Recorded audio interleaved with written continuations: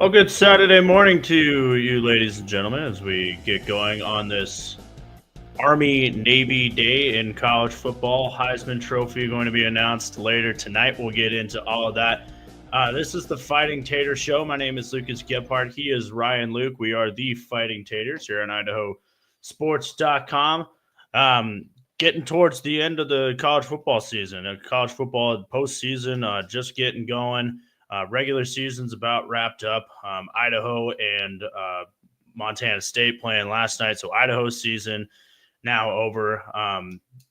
Tough place to play in Bozeman. We'll get into that in just a sec. But if you guys want to like, subscribe, leave a comment, all that, we are live today here on a Saturday morning. We're going to talk about all things postseason football. We'll get into the Heisman race as well as Ashton Jeanty, Boise State running back in New York.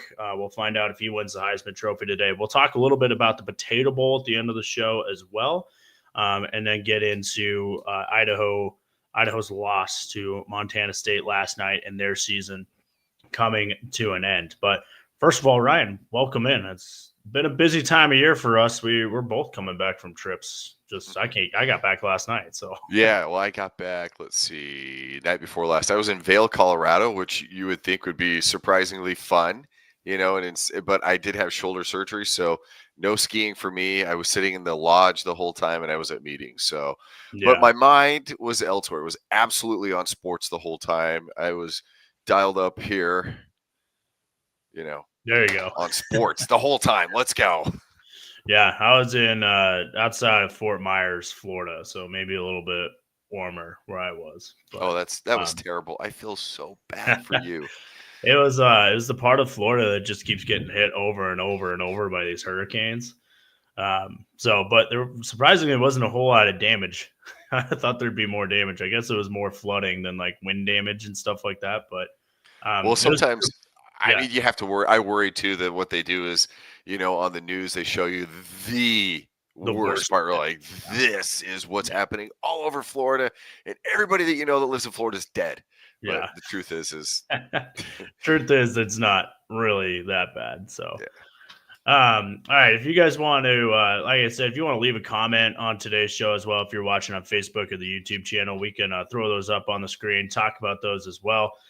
Don't forget to follow us, and you can listen to any of our previous shows on Spotify, wherever you get your podcasts, as well as IdahoSports.com.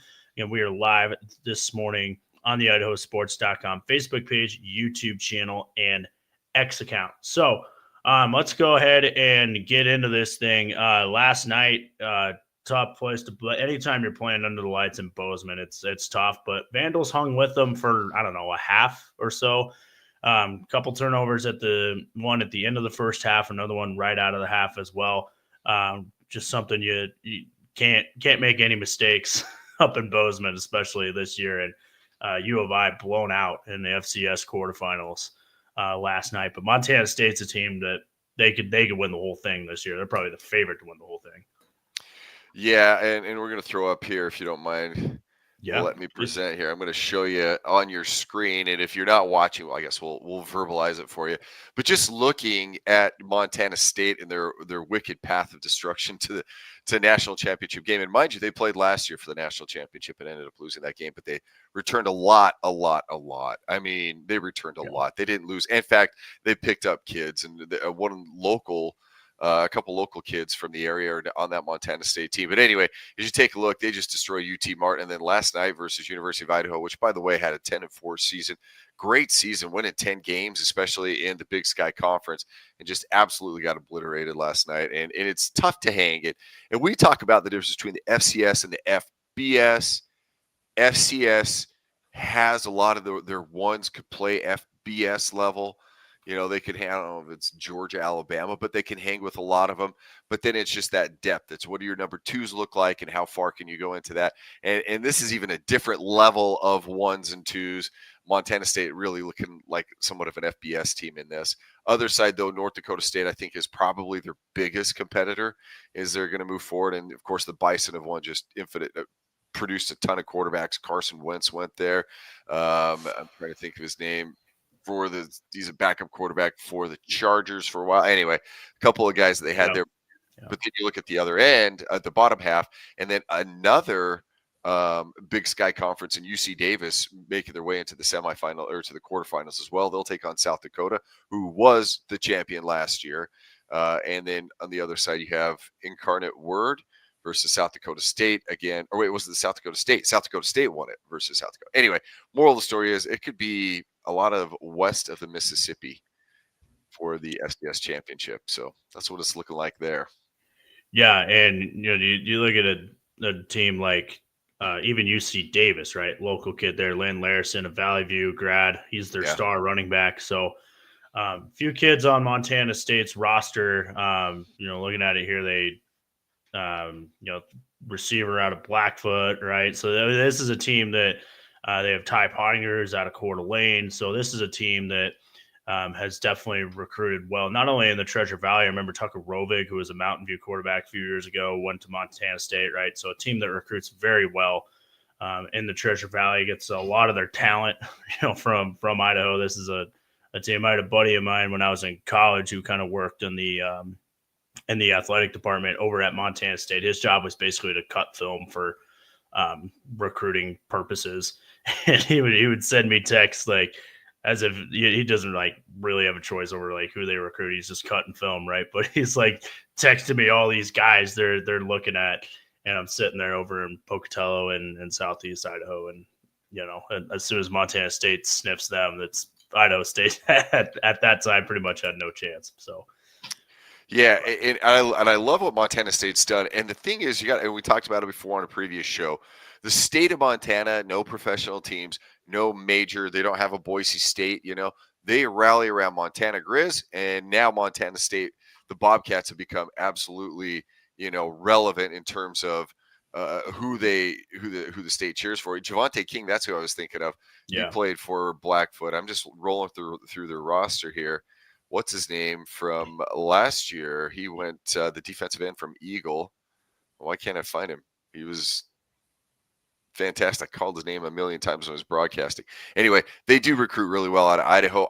We talked about this, Brandon Huffman a few shows ago. We're going to put this plug in a lot. You should go listen to that. That's a great show, and he brings so much insight into it. But to his point, we are elevating in the state of Idaho. We're becoming a better football state as it grows. He mentioned Arizona kind of has the same phenomenon. There are kids coming from families moving from California, other locations, but Idaho definitely a hot spot, specifically during COVID. But you see the elevation or the elevated play coming into place here, and you can see it. You have a bunch of kids dotting the rosters all over, more the West than anything. But not specifically. Colston Loveland's going to be a first-round draft pick playing for Michigan, but doing good things is the state of football in the state of Idaho. Yeah, and we can get into this here in a few minutes too, and it's not just the FCS playoffs. We mentioned Blackfoot, and all these places that Montana State is going and recruiting, but Oregon and Kenyon Sadiq, who caught 2 touchdown passes in the Big Ten championship. What is that? Last week. He's becoming kind of a part of this Oregon offense too, which has a legitimate chance to win a national championship. Boise State, right?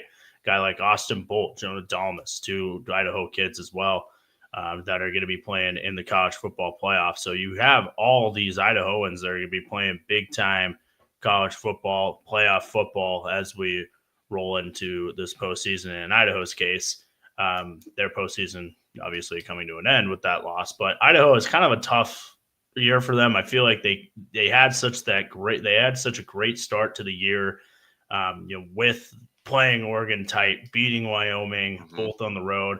And then the quarterback injuries may have held them back a little bit, but one of the better defenses that we've seen at Jason X so far. But just your take on their overall season.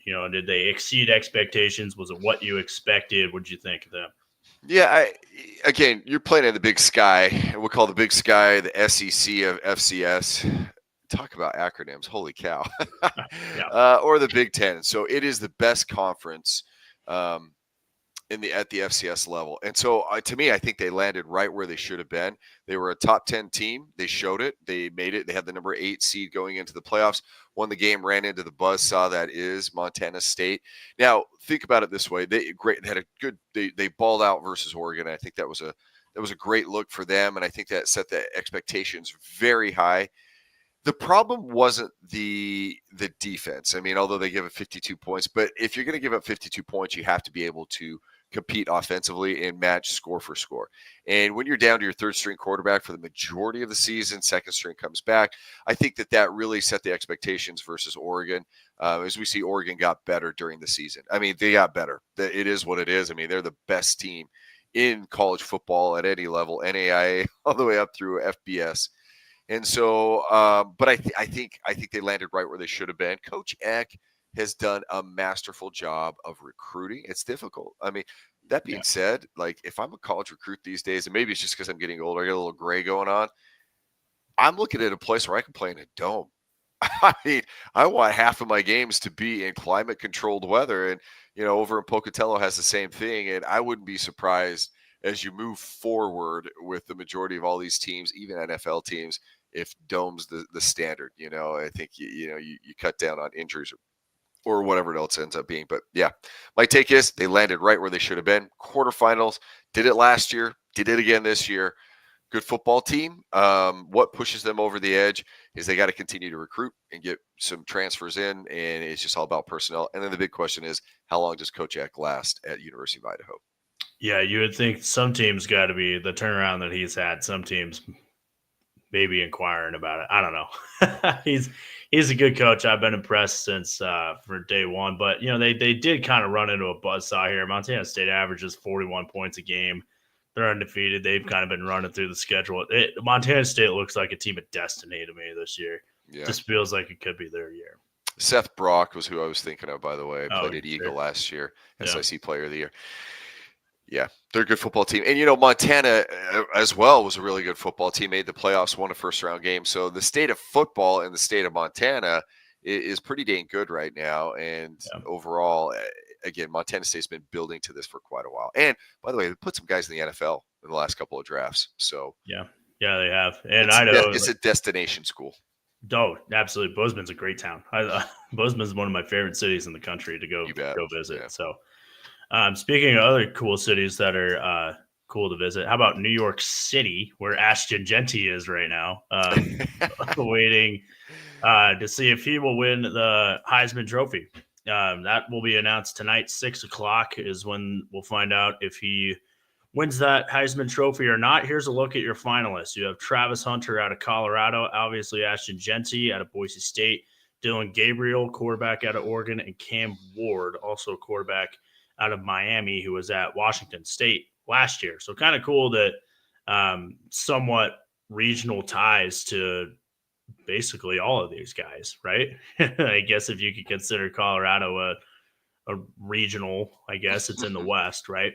But yeah, kind of cool that all four of these guys have at least played some sort of college football in the Western United States. So yeah, and it's an unfortunate happening that Ashton Jeanty had arguably one of the best seasons as a running back in the history of college football, the same year that Travis Hunter's had arguably one of the best seasons as a college football player in the history of college football. And just looking over, what the people are buzzing about and what they're talking about, I think for me, this really turned about 6 games into the season. Ashton Jeanty was the front runner. I think there were no questions asked.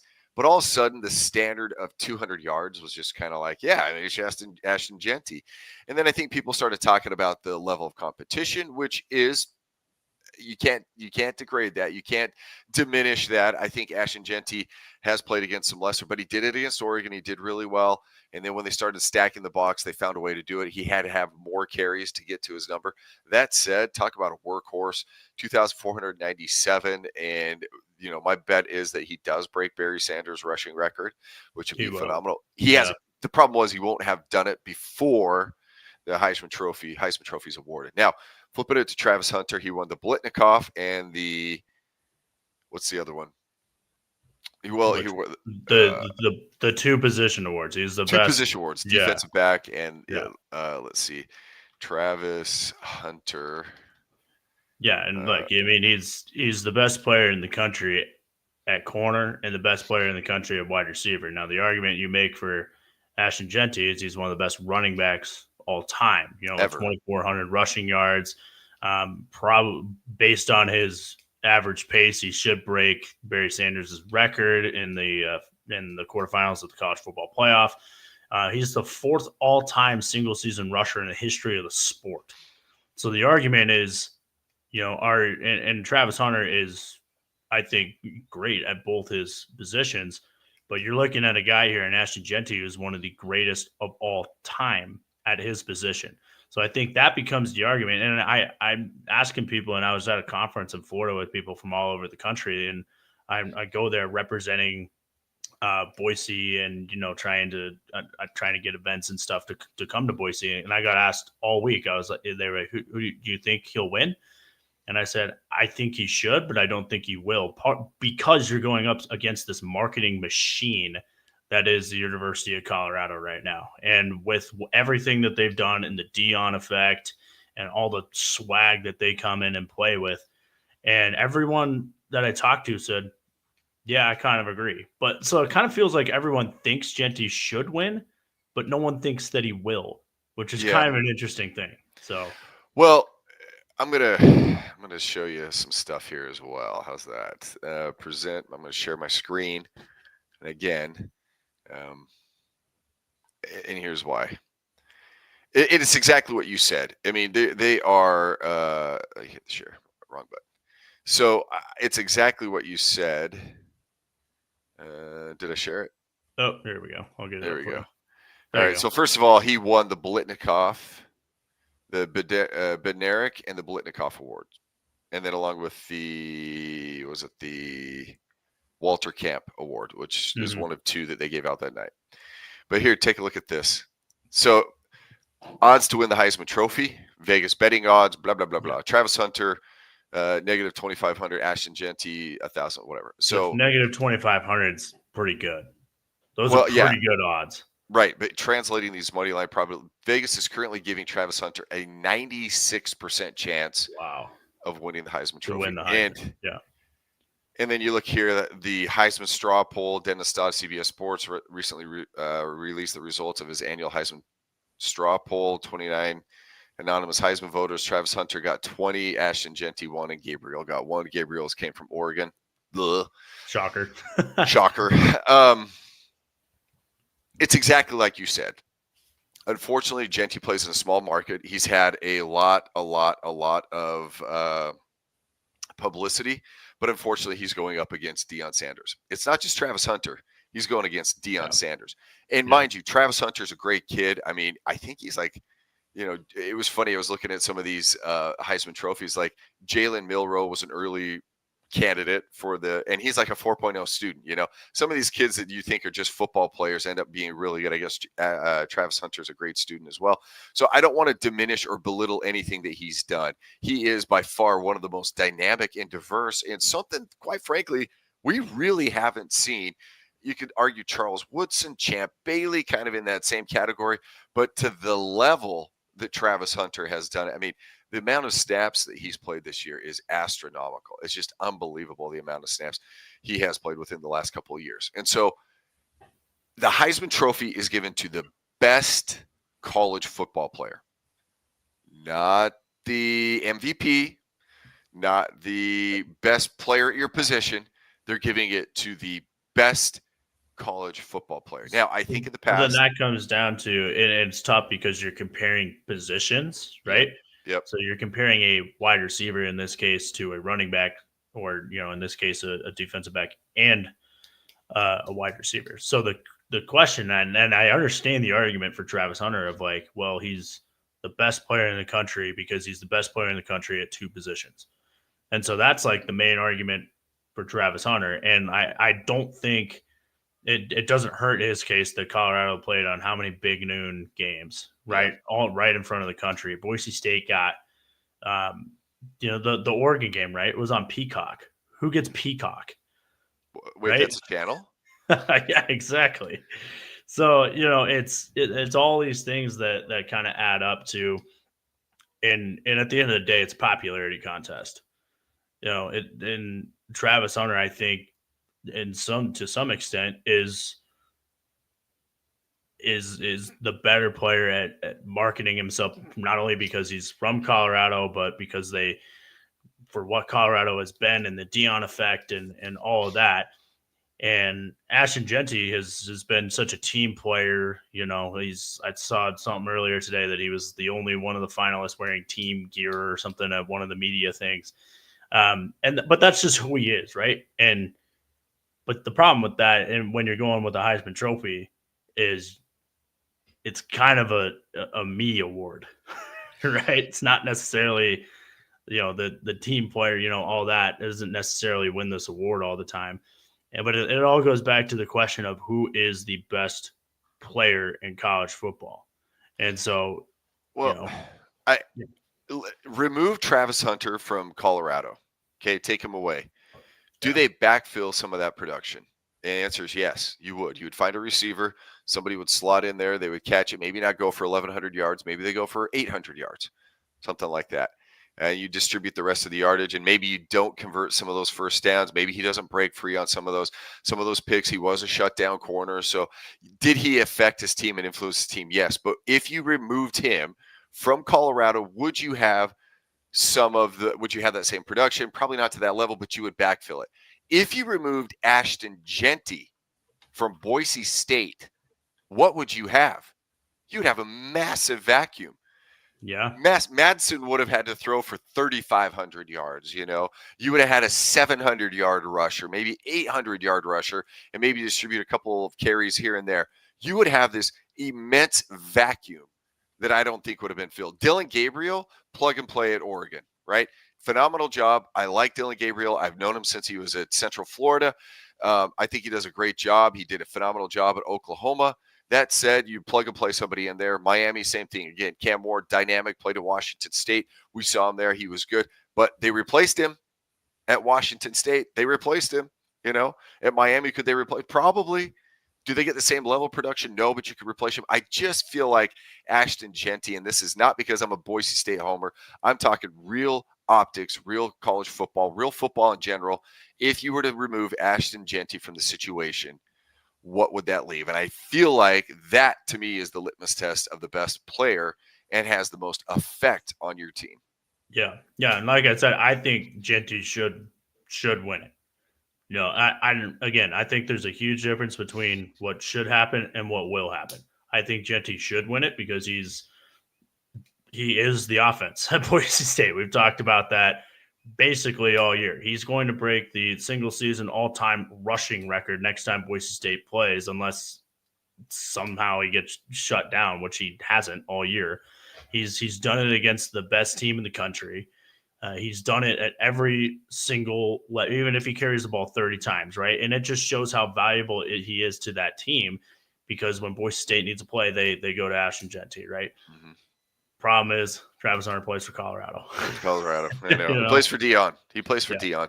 If Ashton Jeanty were at Colorado and he played for Dion, this would be no questions asked. Yeah. No questions asked. I think you're right. Yeah, I think you're right. So, and as this all unfolds tonight, I just think, how do you give out this award before you play out the CFP? Does it have to be this weekend? Because you still could have a team playing at least one more game, up to 3 or 4 more games. Well, look at it this way. So Travis Hunter, so Colorado plays BYU. Thank you very much. In the Alamo Bowl on the 28th of December. If I'm Shedeur Sanders and I'm Travis Hunter, I don't play. Right? That game's meaningless to me unless you have something that you want to prove.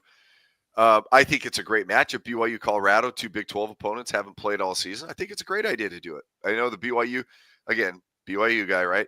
I know that they're all pumped up and excited for it, and a lot of their players are going to play. They only have 6 players in the transfer portal, so everybody's jazzed, ready to play that game. But to flip the script And so that game's not going to mean anything. They would not get any more publicity. Travis Hunter's not going to get anything from it. But what Ashton Jeanty does on a national stage to send them into the semifinals, yes, that's huge. That would totally change the script, I think. It could change it. If he goes off for 200 yards versus Penn State or SMU, whoever it is, if he goes off for 200, carries that team on his back, he wins the Heisman. Problem is they give out the award tonight. Can we give honorary Heisman? I mean, is that a thing? Yeah, right. Yeah. So we'll transition now to the CFP. So in case you've been sleeping under a rock for the last week, Boise State's the number 3 seed. They get a first-round bye. They're going to the Fiesta Bowl. I bought my tickets to the Fiesta Bowl about 10 minutes after that happened. So going to Glendale, that'll be an awesome experience. I've never been to a big-time bowl game like that. But they get the winner, SMU, Penn State. Which will be in Happy Valley in December. Boy, has Penn State been waiting to play a home game in December to the CFP. But such an exciting time for Boise State because they finally are in this national tournament where they get a chance to win a national championship, which has never happened before. And so kind of put up or shut up time now for Boise State. Here you are in this national tournament. If they can even just win one game, whether that's over SMU or Penn State, they could just win one game.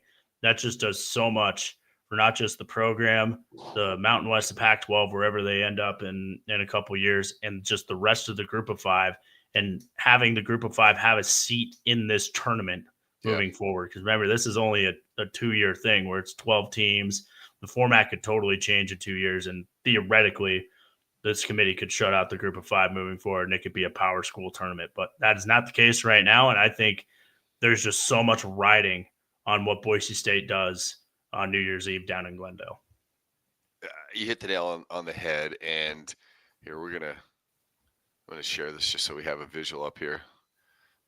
Here we go. One more. Let me show it just so we have the visual. Yeah, there we go. It's not as good. Let's hear. How about this? How about that? Yeah, there we go. There you go. So you hit the nail on the head. And to be honest with you, like you said, this is a 2-year run, and I think that they change it. Boise State has crashed the system. They have usurped the power from the big boys. And even Arizona State, I think that has done the exact same thing, because realistically what they want is they want to have these, we'll call them top 8 teams from the 2 big conferences. And mind you, I'm still of the opinion that the SEC and the Big Ten break off and form their own conference. Have 40 teams, and you have the best of the best. And I would be surprised if they say bye-bye to like Vanderbilt and Rutgers or Maryland or something like that, and they invite Clemson and a couple of other teams that are they deemed worthy to play in their league. And at that point, it becomes just AAA baseball. You know, I'm of that opinion. I think that happens eventually because there is no benefit from them, because the media deal they could get off of that, I would watch it. I think it would be absolutely phenomenal football. Yeah. So Boise State has crashed the system, and I think that you get the 2-year window, and this is it. Like, you got the best of the best scenario. You got the number 3 seed. You've got to show up right now. Like right now, you have to put all your eggs, everything on all your cards on the table, all the eggs in one basket, and do the best you can. And in winning a game, just one game, because let's say realistically they run into Georgia, as you can see on the bracket. Say they run into Georgia, and Georgia's a buzzsaw. Quarterback play has been shaky and sketchy and iffy, and they may be down to a backup quarterback. But that said, that guy's a 4-star. He's been playing in a system for a minute. Even if you run into something like that, one win validates why you're there. One win does that. Or even playing the game close validates while you're there. Same thing on the other side. Arizona State, you got the 4 seed, first round bye. You're probably going to be playing Texas, although Clemson's pulled out some wild stuff like at the end of that game. Did you watch that Clemson game? I did. Clemson, yeah. SMU. I was like, what just happened? Yeah. So I'm probably going to be playing Texas, which is, I would say, on paper, maybe behind Georgia. I would say probably has the most talent on the field. Maybe. It's probably a toss between Georgia and Texas with the most talent on the field. We saw that in the SEC championship going into overtime. So those 2 teams have ruined it, and they're gonna find a way. And maybe they end up waiting the.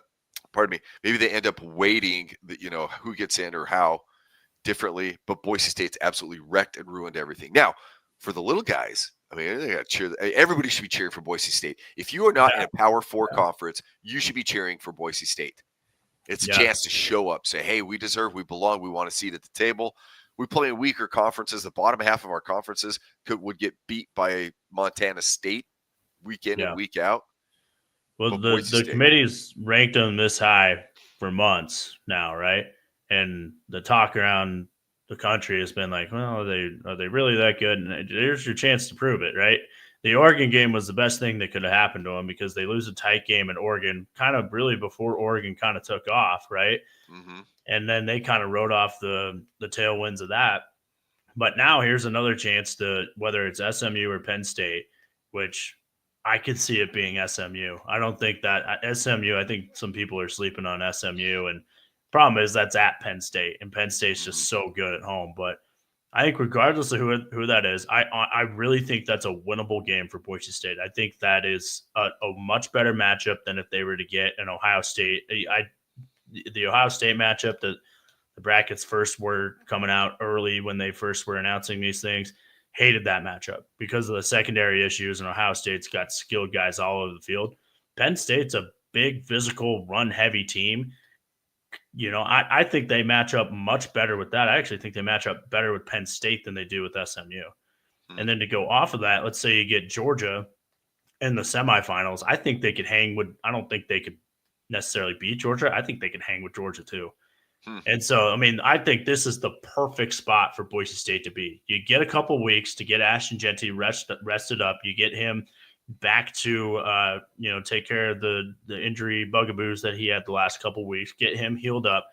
You get a couple extra weeks to prepare for whoever this is. You get the Fiesta Bowl, which is a bowl game that historically this program is so comfortable playing in, 3 of 3 so far, right? You're going to get a big fan base traveling down to Glendale for that game. When we were looking at flights, 2 airlines have direct flights down to Phoenix from Boise. It's Southwest and American. Every single direct flight sold out to Phoenix from Boise. Like we're taking a connection on a different airline to get down there. So there's going to be a lot of people traveling to that game. I think it's going to be a heavy Boise State crowd because these teams don't know if they're going to be playing yet, right? So, that's kind of last minute travel plans for them. But I think that's a winnable game for Boise State. And then you go into the semifinal, you get some momentum going. If the cards play and the game plays out the right way, I think they could potentially hang with Georgia. Now, that being said, I think Georgia, if they play their best, Georgia hasn't played their best throughout the season. But if Georgia plays their best, I do think they could potentially run away with that too, because Georgia is just a buzzsaw, then they have all the athletes and all that. But if Georgia plays, how they have been, with the shaky quarterback play, and, if they can kind of keep Boise State can kind of hang in that game, all those things happen. It's just going to do magical things for this program and for the entire group of 5 when it comes to playing in this tournament. And there's a ripple effect from this, and we haven't seen it yet, but the recruiting – I would say the recruiting element that's going to come out. Hey, we played in the college football playoff, right? Come play with the winner. Come play with the champion. And 26 going to the Pac-12, but that's not going to be a power conference. It doesn't matter. We're still in the Pac-12. It's name recognition, etc. I think the ripple effect and what we're going to see, the ancillary stuff coming off of this for Boise State is going to be huge. I bet they get a couple transfers in the transfer portal. You want to play championship caliber football? Boise's your jam, right? Everybody. I know probably 6 high level, at least 3 NFL guys that have played at Boise State and came back to Boise because they loved it. I know 3 of them. And all that pitch, right? It's a great place to live, raise a family, that type of thing. I think that all plays into it. That's a long-term effect, and I think factor in all of this. What they do, I don't know. I think I like them versus if you have the Pony Bowl, which is the Mustangs and the Broncos. So if we do get the Pony Bowl, I like Boise State just based on the fact that they've had an extra week of rest. I don't think SMU handles the run as well. BYU proved that in their only second loss. Clemson, they kind of shut down the run, but BYU ran the ball decently versus them when they beat them. And but against Penn State, I just don't. I think that's a tough matchup if they get Penn State. Yeah. Well, Yeah, I mean, Penn State's Big Ten, and the problem with playing a team like an Oregon or a Penn State, it's the Jimmys and Joes factor. Like those teams just recruit so well; they have all the best athletes in the country. I remember thinking way back in September, October, thinking that I think Penn State could. I know I just said Boise State could beat them, but I also think Penn State could win this tournament. Just based off of their schedule. I think they're getting good quarterback play from Aller that they haven't gotten in years past.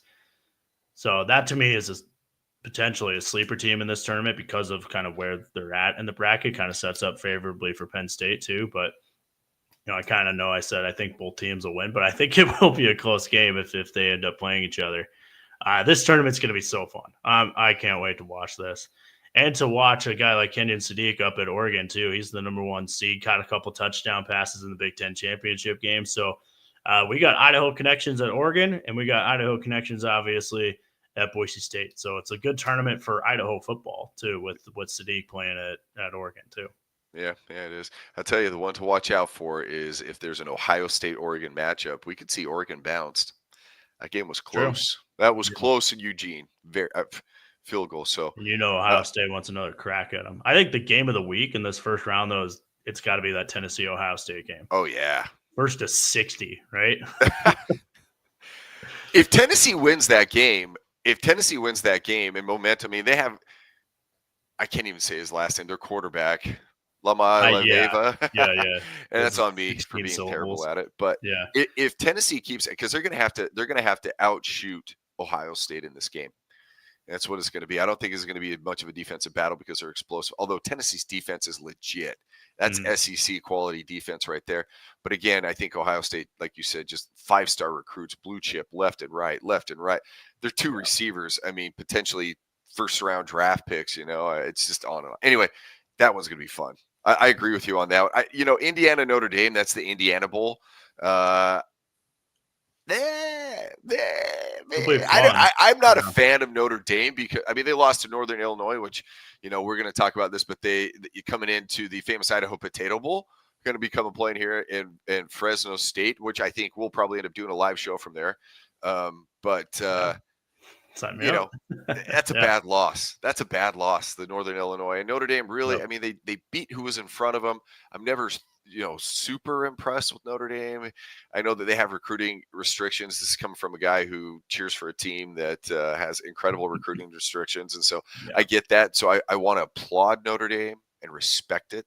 But I think Indiana could just run past them, man. I think they might put up 50 points on Notre Dame. Yeah. I think this tournament is wide open. Oregon being the number 1 seed, I think that's a really tough matchup on a neutral site, regardless of who they play. Texas in the week schedule, right? Could Clemson go to Austin and win that game? Maybe. Arizona State are they really legit, right? Kind of sneaking into this tournament in the last couple of weeks. Indiana's just been on fire, team that didn't play in their conference championship game.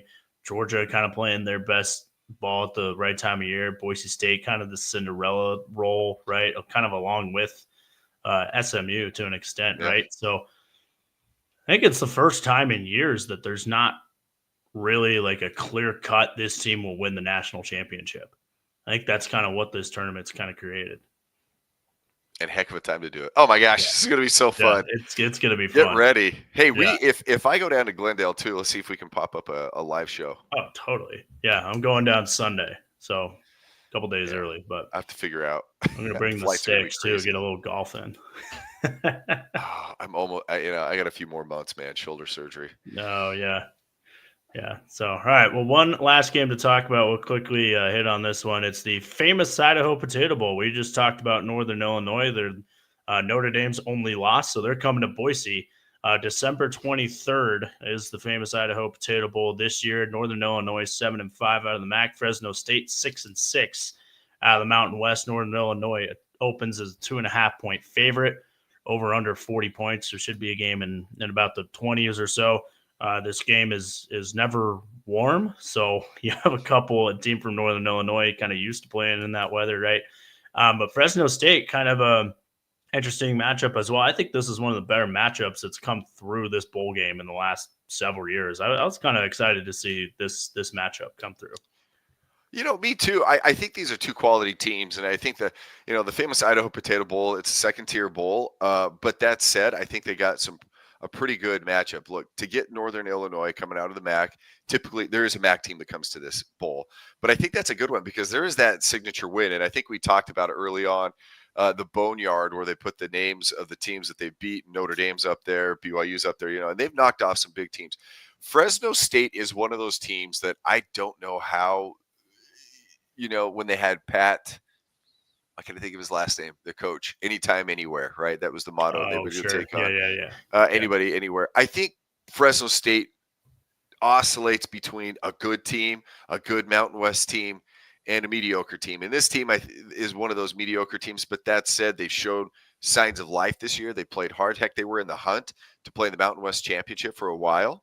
Yeah. And so I do like this matchup. I think it's going to be fun. Northern Illinois brings a running game, and then they can spread the ball out pretty decently. But Fresno State, honestly, just has a lot of talent. Sometimes they don't realize all of the potential on that team, but a lot of talent on that Fresno State team. Yeah, I think this is going to be one of the more fun matchups we've seen in this bowl game in the last couple of years. Last year, Georgia State, Utah State. We did the show, right? I was there on the sideline. Georgia State. It was funny. I was talking to their director of something or other, and he was standing next to me. We were chatting about the players. He's like, "That kid's never played. That kid's never played. That kid's never played." He's like, "Half of these kids transferred out." He's like, "The other ones sat." He's like, "We're down to our third string, And you go over to Utah State, and they had They were down to their third string quarter. Like it was a game, and I don't know who's going to be playing on this one, but I do feel. And this is what I love and hate about the NIL. This is a moneymaker for these kids. If they show up now, right, and they go in the transfer portal, these bowl games now mean more. Even if it's the famous Idaho Potato Bowl, some quarterback comes in and balls out, some running back, some offensive lineman that somebody's had their eyes on, and they know that their stock goes up. This is a potential to earn more money, even in college football. So I feel unless you're going to the NFL and you want to stick around and make some money, I think the emphasis on the bowls, we're going to start seeing better play. Less guys opt out. Less guys say, who cares? Because this is a chance to make money now. Yeah, and if you're going to enter the transfer portal, another chance to showcase your skills, right? Yeah. So, and by the way, as we kind of wrap up the show here, Malachi Nelson, we kind of saw this coming from a mile away. He's going to the portal. Probably knew that as soon as he didn't win the starting job. But works out for Boise State, probably in as good of a spot as they could have ever imagined right now. So, Well, yeah, but Madsen gets injured, and what? They got to find a quarterback or two. Yeah. Yeah. So there you have it. Famous Idaho Potato Bowl, Fresno State, Northern Illinois. That game December 23rd at Albertson Stadium. You and I talking about maybe doing a live show like we did last year from outside the stadium. So go ahead, look for that just a few days before Christmas. So as we sign off here, likelihood that you're going to Glendale is what? Me? Yeah. I got tickets. I'm going. So 75% chance I'm there. 75% chance. Okay. That's pretty good. Yeah. Yeah. Flights are not cheap. Just so you know. Yeah, I know. Tickets aren't bad though. So maybe we road trip. Who knows? Yeah. I gotta probably take my sons with me. Yeah. Well, if you end up down there, let's do a live show from down there. That'd be a lot of fun. I'm staying with a buddy down there, but we'll find a spot to do it. So Boise State taking on the winner, SMU, Penn State, famous Idaho Potato Bowl, Fresno State, Northern Illinois, Idaho. Their season is over, losing to Montana State last night. Postseason football just getting going across the state of Idaho. So it's been fun. We'll see you guys next week. He's Ryan Luke. My name is Lucas Gephardt. We're the Fighting Taters.